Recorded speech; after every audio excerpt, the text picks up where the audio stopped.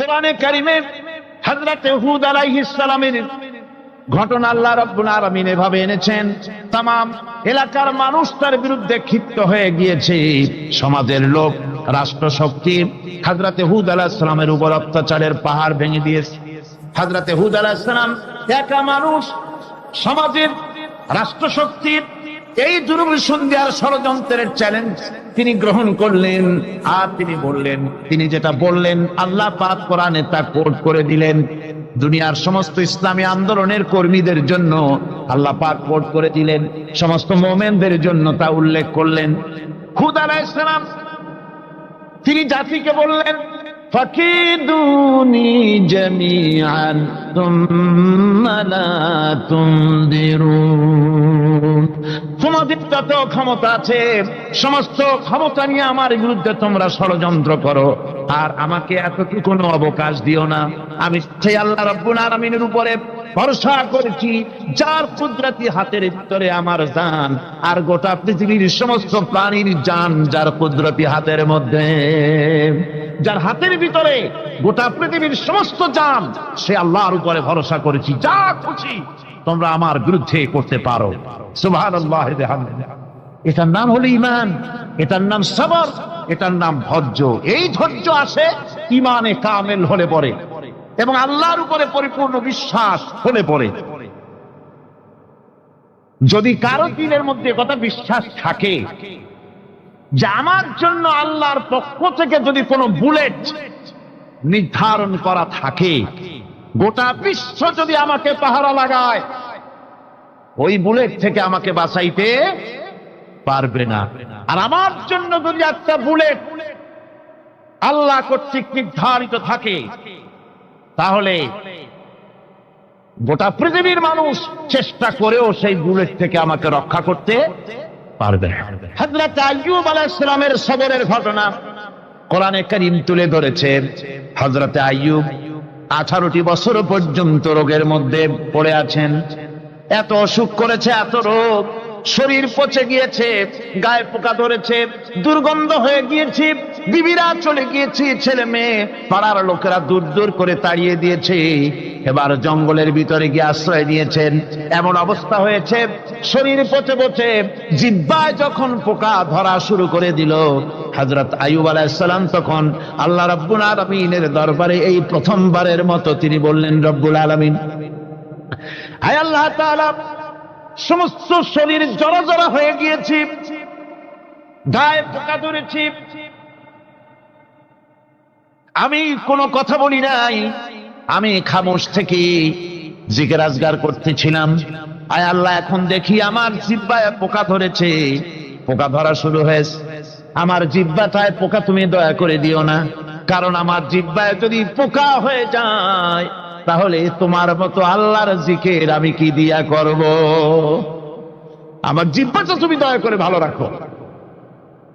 কোরআনে কারীম বলছি, ওয়া আইয়ুবা ইয নাদা রাব্বাহু আন্নী মাসসানিয়াদ-দুররু ওয়া আনতা আরহামুর রাহিমিন। স্মরণ করো সেই সময়ের কথা যখন আইয়ুব তার রবকে ডেকে বলেছিল, আমি অসুস্থ আর তুমি তো রহমান রহিম, দয়াময়। ভাষাটা দেখেন কি সুন্দর। এর থেকে কি আল্লাহর আর কিছু বলা লাগে? আল্লাহ পাকের কাছে তিনি বলতেছেন, আল্লাহ আমি তো অসুস্থ, আমি তো অসুখ করেছে আমার, আর তুমি তো দয়াময় রহমান রহিম।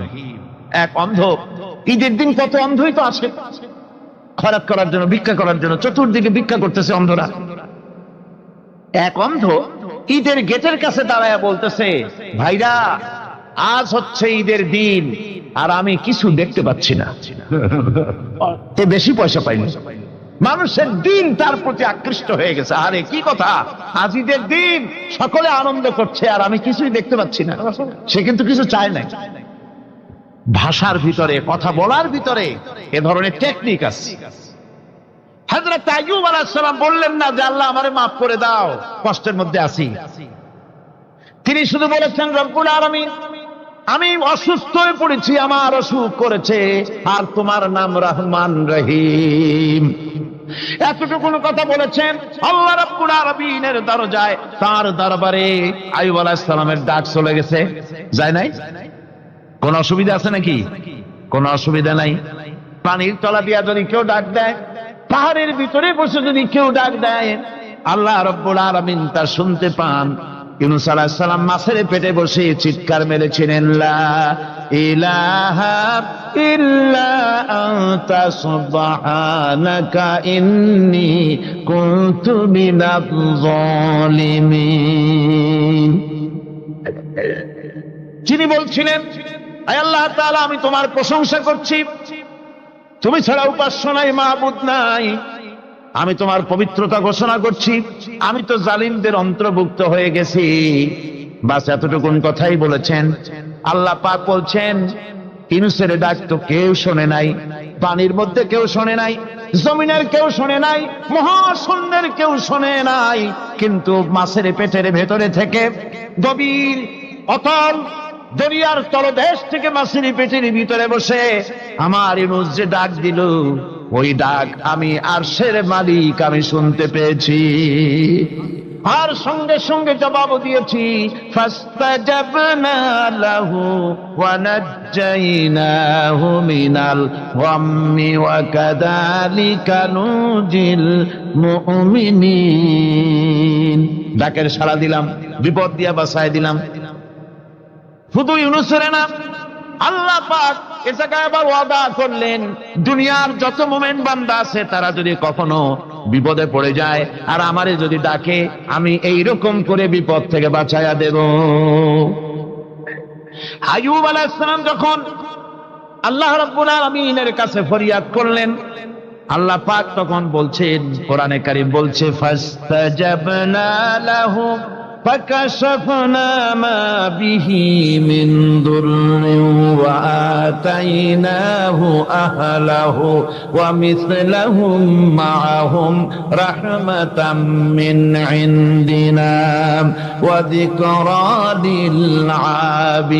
للعابدين। আমি আইয়ুবের দোয়া কবুল করে নিলাম, শুধু তার পরিবার বর্গই দিলাম না, বরং আরো কিছু নিয়ামত আমি তাকে দান করে দিলাম। এবং তাই জন্য, যেহেতু তারা ছিল আমার অনুগত বান্দা, আমার বাধ্যগত, আমি এই জন্য রহম করেছি, সমস্ত রোগ শোক আমি মাফ করে দিয়েছি। আমাদের সামান্য একটু জ্বর হয়, যদি 2-3 দিন জ্বর হয়েছে, জ্বর ছাড়ে না, বলে যে এত ভালো ভালো কাজ করি তারপর আমার এত জ্বর হওয়া লাগে,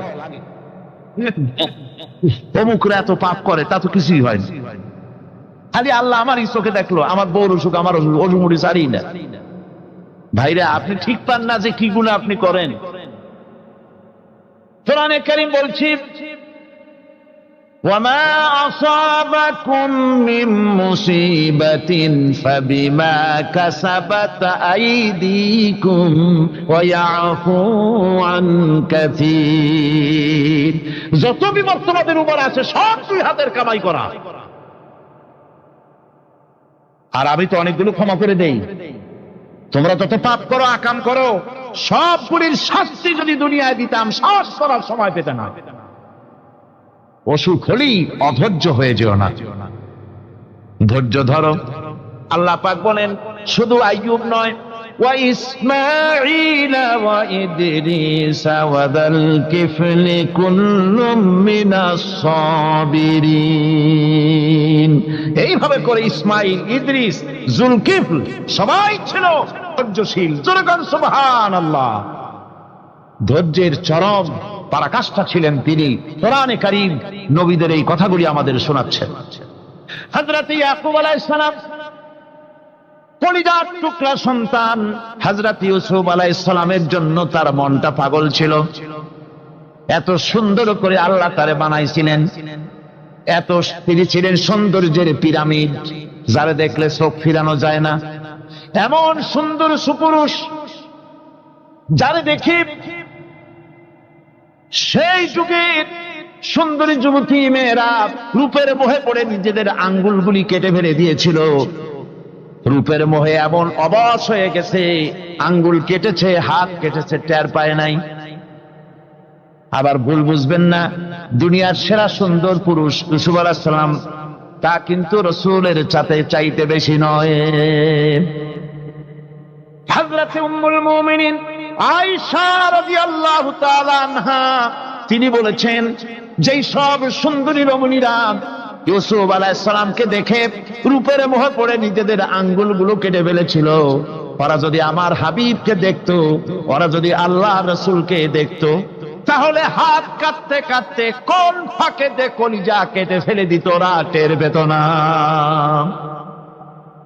আবার বন্ধুগণ, হযরত আইয়ুব আলাইহিস সালাম সন্তানের মায়া, অন্যান্য ভাইরা হিংসায় পড়ে গেল, তারা নিয়ে তাকে কুয়ায় ফেলে দিল। সেখান থেকে তারা একটা ছাগল বা কোনো পশু জবাহ করে তার রক্ত মাখাইয়া জামা এনে হাজির করে দিল। হযরত আইয়ুব ইয়াকুব আলাইহিস সালামের সামনে যে তারে নিয়ে খেলা করতে গিয়েছিলাম, আমরা খেলায় লিপ্ত ছিলাম, বাগে খাইয়া ফেলাইছে। এগুলি কি গপ্প? এগুলি কি কোরআন? আল্লাহ পাক শোনাচ্ছেন, বিশ্ববাসীকে শোনাইছেন। সূরা ইউসুফের চাইতে এত সুন্দর উপাখ্যান গোটা পৃথিবীতে আর নাই। সুবহানাল্লাহ। অনেকে ইউসুফ জুলাইখার কেসটা খুব মজা করে পড়ে, ফুর্তি করে, প্রেমের গল্প পড়ে। এটা কোনো প্রেমের গল্প নয়। ইউসুফ আলাইহিস সালাম, জুলাইখা ইউসুফ আলাইহিস সালামের জন্য কাঁদতে কাঁদতে চোখ কানা হয়ে গেছে। এরপর ইউসুফ আলাইহিস সালাম জুলাইখারে পাওয়ার জন্য পাগল হয়ে গেছে। নাউজুবিল্লাহ, এটা হয়নি কখনো। তিনি আল্লাহর পয়গম্বর, আর আল্লাহ কেমনে তারে বাঁচিয়েছেন? যখন জুলাইখা ঘরের ভিতরে সুন্দর করে যৌন উন্মাদনামূলক চিত্র অঙ্কিত করে ঘরের মধ্যে আটকায় দিয়েছে, তালা লাগায় দিয়েছে, আর নিজে যৌন উদ্দীপক কাপড় চোপড় পরেছে না পরার মতোই। সে যুগের সুন্দরী মেয়ে জুলাইখা, তার কুপ্রবৃত্তিকে চরিতার্থ করার জন্য আহ্বান করা হয়েছে। হযরত ইউসুফ আলাইহিস সালাম লক্ষ্য করে দেখলেন এমন জায়গায় এখান থেকে পালাবার তো পথ নাই, দরজা বন্ধ করে দিয়েছে। তিনি শুধু তখন কেবলমাত্র আল্লাহ রব্বুল আলামিনকে ভয় করলেন।